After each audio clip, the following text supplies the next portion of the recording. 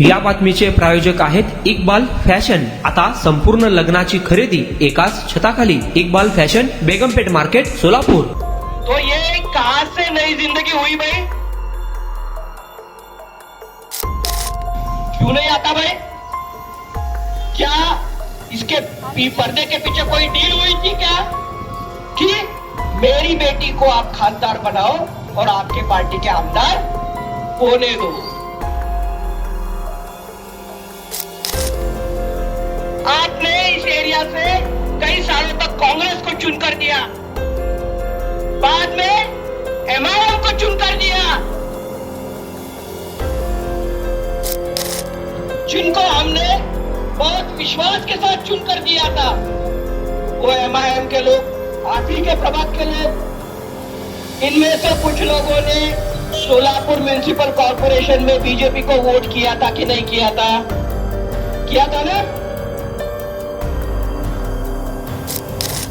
क्या आज तक सोलापुर म्युनिसिपल कॉर्पोरेशन ने किसी ठेकेदार के ऊपर कार्रवाई की है क्या? नहीं की। अब उसी सोलापुर में कांग्रेस का एक भी आमदार चुनकर नहीं आता है। कांग्रेस निकम्मी है और एमआईएम पर्दे के पीछे कुछ और करती है, डील करती है।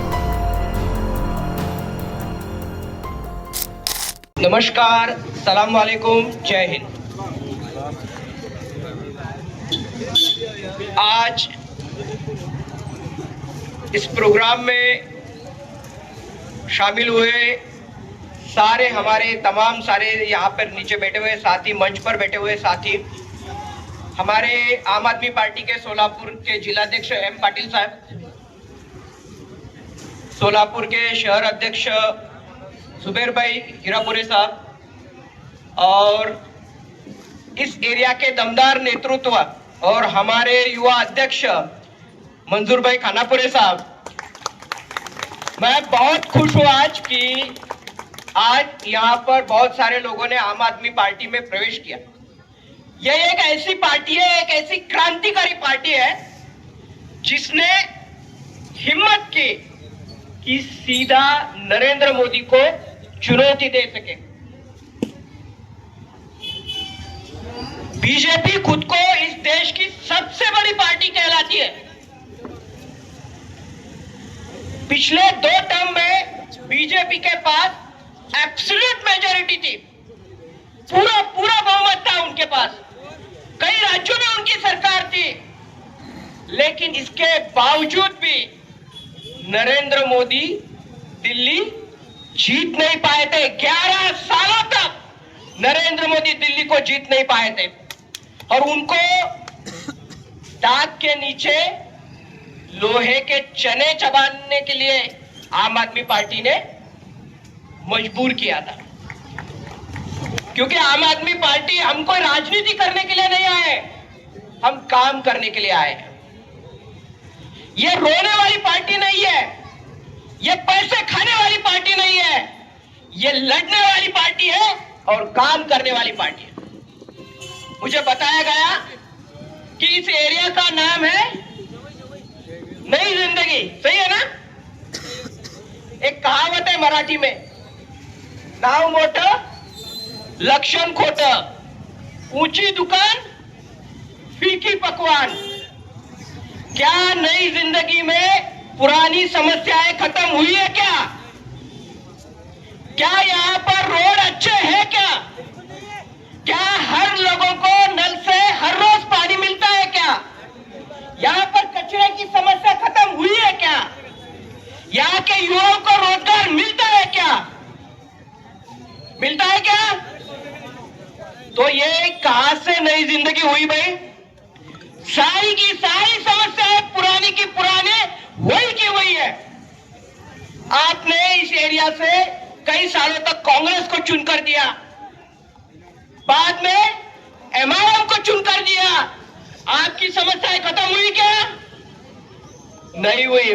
मुझे बताया गया कि बरसात में यहाँ पर ड्रेनेज का पानी लोगों के घर में घुसा था ना? तो ये मसला क्यों नहीं हल हुआ? क्योंकि ये लोग काम करने वाले नहीं है, ये फिजूल की राजनीति करने वाले लोग हैं और आम आदमी पार्टी काम की राजनीति में विश्वास रखती है। दिल्ली में जब हमने लोकपाल का आंदोलन चलाया था तो कांग्रेस के नेताओं को काफी अहंकार था कि आप आंदोलन करने वाले, आपको क्या पता राजनीति कैसी होती है। अगर आप में हिम्मत है तो आप चुनाव लड़ो। आम आदमी पार्टी ने अरविंद केजरीवाल के नेतृत्व में चुनाव लड़ा। चुनाव के वक्त जब हम प्रचार करने गए थे तब कांग्रेस के लोग पूछ रहे थे कि कौन आम आदमी वाले, हम इनकी औकात को नहीं पहचानते। अभी तो ये सिर्फ मैदान में आए हैं, इनको इलेक्शन लड़ने दो और जीत के आने दो, फिर देखेंगे। हमने चुनाव लड़ा और पहली भी बार में दिल्ली में आम आदमी पार्टी का सीएम बना। फिर इन्होंने कहा कि ठीक है, चुनकर तो आ गए, अब इनको सरकार चलाने आती है या नहीं, ये हम देखेंगे। आम आदमी पार्टी ने 10 साल में, 11 साल में दिल्ली में ऐसी सरकार चलाई कि पूरे भारत के इतिहास में ऐसी सरकार और कहीं पर नहीं हुई। बिजली सबको मुफ्त में मिलती थी। क्या महाराष्ट्र में आज तक किसी को बिजली मुफ्त में मिली है? मिली है क्या? नहीं मिली। दिल्ली में टैंकर माफिया था। अरविंद जी चुनकर आने से पहले दिल्ली में भी बहुत टैंकर माफिया था। वहां पर भी लोगों को पानी नहीं मिलता था, पानी खरीदना पड़ता था। पानी का इन्होंने व्यापार शुरू कर दिया था। हर नगर सेवक और एमएलए का खुद का टैंकर का बिजनेस हुआ करता था और इसके वजह से दिल्ली में नल से लोगों को पानी नहीं मिलता था। आम आदमी पार्टी ने वहां पर जो टैंकर माफिया है उनको भगाया और दिल्ली के लोगों को पानी पूरी तरीके से मुफ्त में दिया। यह हमने करके दिखाया। दिल्ली के स्कूलों की हालत इतनी खस्ता थी कि कोई गरीब का बच्चा भी सरकारी स्कूलों में जाने से डरता था। आप मजदूर भी सोचता था कि मैं अपने 4 रोटी में कम खाऊंगा लेकिन मेरे बेटे को मैं प्राइवेट स्कूल में भेजूंगा।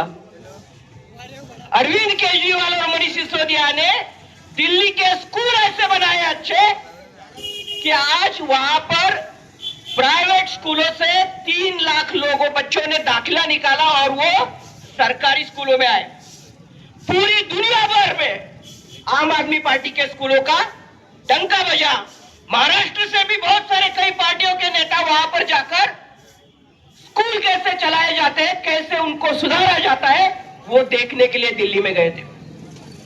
वॉशिंगटन पोस्ट करके एक अमेरिका का न्यूज़पेपर है, दुनिया का सबसे बड़ा न्यूज़पेपर है, उसकी फ्रंट पेज पर दिल्ली की स्कूलों की तस्वीरें प्रिंट हुई थी कि इस तरीके से इन्होंने दिल्ली में शानदार स्कूल बनाए।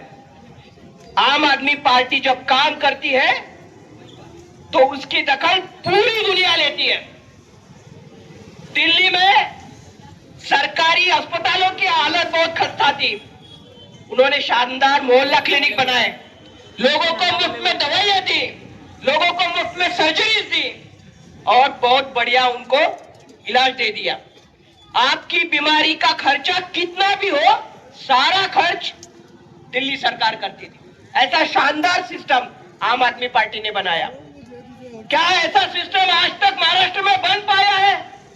कभी नहीं बन पाया। कांग्रेस कितने सालों तक यहाँ रूल करती थी, इसके बावजूद भी उन्होंने बेहतरीन स्वास्थ्य व्यवस्था नहीं उभारी। यहाँ की स्कूलों की हालत ठीक नहीं की। दिल्ली में हमने महिलाओं को बसेस फ्री कर दी। क्या ये महाराष्ट्र में आज तक हुआ था? पहले नहीं हुआ था। फिर ये जो एकनाथ शिंदे है ना, उसने वो देखा और वो फिर महाराष्ट्र में महिलाओं को हाफ टिकट का स्कीम वो लेके आए। तो हमारी कामों का कॉपी अब बाकी पॉलिटिकल पार्टी के लोग करते हैं। और ऐसा नहीं है कि हम दिल्ली हारे हैं। मैं आज यहाँ पर बैठकर आपको डंके की चोट पर कहता हूं कि आम आदमी पार्टी दिल्ली में हारी नहीं है। हमको जबरदस्ती हमारे से दिल्ली की सरकार छीनी गई है। वहां के वोटर लिस्ट में बहुत बड़ी मात्रा में कटौती की है। मैं आपको एक एग्जांपल देता हूं। अरविंद केजरीवाल जी के कॉन्स्टिट्यूएंसी में, उनके मतदार संघ में 1,30,000 मतदार थे जो पिछली बार। उस मतदार संघ में अब संख्या बढ़नी चाहिए ना, वोटर्स की संख्या बढ़नी चाहिए हर 5 साल बाद। इस बार उस मतदार संघ में 25,000 वोट उन्होंने काटे। ऐसे दिल्ली के हर विधानसभा मतदार संघ में उन्होंने 25,000 30,000 वोट काटे। और सिर्फ इतना ही नहीं किया, क्योंकि आम आदमी पार्टी को काम नहीं कर देना था, इसलिए हमारे बहुत सारे मंत्रियों को उन्होंने जेल में डाला। हमारे एक शेर खासदार है संजय सिंह जी, आपने उनकी वीडियो देखी होगी। उनको झूठे इल्जामात में 6 महीने तक अंदर रखा। हमारी शिक्षा मंत्री, बीजेपी हमारे साथ बराबरी नहीं कर सकती थी अच्छे स्कूल बनाने में, तो उन्होंने किया क्या, तो हमारे जो शिक्षा मंत्री है मनीष सिसोदिया, उनको 2 साल तक झूठे आरोपों के तहत जेल में डाल दिया। बीजेपी हमारे जैसे मोहल्ला क्लिनिक नहीं बना पाती थी, इसलिए उन्होंने हमारे स्वास्थ्य मंत्री को 2.5 साल तक जेल में डाला। उसमें कुछ भी उनको एविडेंस नहीं मिला है। सत्येंद्र जैन की और एक केस में अभी 15 दिन पहले सीबीआई ने कहा कि हमारे पास कोई एविडेंस नहीं है, तो केस वो क्लोज हो गया। और इतना ही नहीं किया, उन्होंने अरविंद केजरीवाल जी को भी 6 महीने के लिए जेल में डाला।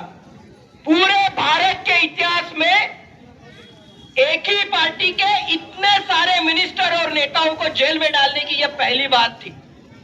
आपने कभी सुना है कि कांग्रेस के किसी मिनिस्टर को बीजेपी ने जेल में डाला है? किसी राज्य में डाला है क्या? आपको याद है क्या किसी को? कांग्रेस के किसी मिनिस्टर को बीजेपी ने जेल में डाला है क्या? नहीं डाला। एमआईएम के किसी लीडर को बीजेपी ने जेल में डाला है क्या? नहीं डाला। मैं अभी 4 दिन पहले की बात बताता हूं। जम्मू कश्मीर में आम आदमी पार्टी के एक शेर आमदार है, एमएलए डोडा से, मेहराज मलिक, बहुत लड़ाऊ है। अपने इलाके के लोगों की मांगों को लेकर हमेशा आंदोलन करते हैं, अपनी बात उठाते हैं। मेहराज मलिक को पिछले हफ्ते जम्मू कश्मीर में वहां की जो केंद्र सरकार की जो पुलिस है, उसने पब्लिक सेफ्टी एक्ट के तहत उनको गिरफ्तार कर दिया। और जो कानून किसी भी टेररिस्ट को लगाया जाता है, ऐसी धाराएं उन्होंने मेहराज मलिक के ऊपर थोपी। और उनको किसी भी मतलब उन्होंने कुछ गैर नहीं किया, तो उन्होंने कहा था कि डोडा में अस्पताल होना चाहिए। इस मांग के लिए उनको जेल में डाला गया। तो आम आदमी पार्टी एक ऐसी पार्टी है जो आज बीजेपी के आंख में छुप रही है। और ऐसी पार्टी के लिए काम करना, मैं समझता हूं कि अपने आप में बहुत अभिमान की बात है। और इसलिए आज जिन्होंने हमारे साथ पार्टी में प्रवेश किया, मैं उनका खास अभिनंदन करता हूं कि वो एक क्रांतिकारी पार्टी में शामिल हुए। आपल्या लग्नाची खरेदी करा फक्त आणि फक्त इक्बाल फॅशन मध्येच। सोलापूरच्या प्रसिद्ध बेगमपेठ येथील इक्बाल फॅशन, सोलापुरातील एकमेव भव्य दिव्य शोरूम, ज्या ठिकाणी तुम्हाला मिळेल लेहंगा, साडी, ड्रेस मटेरियल, रेडीमेड व किड्स वेअरचे भरपूर आयटम्स। आपल्या लग्नाची संपूर्ण खरेदी फक्त आणि फक्त इक्बाल फॅशन येथेच। आकर्षक डिझाईन्स, भरपूर व्हरायटी, कमी बजेटमध्ये आपल्या आवडीचे कपडे खरेदी करा फक्त आणि फक्त इक्बाल फैशन येथेच। तो फिर इस बार की खरीदी सिर्फ इक्बाल फैशन में ही। Iqbal fashion, Begumpet market, Solapur.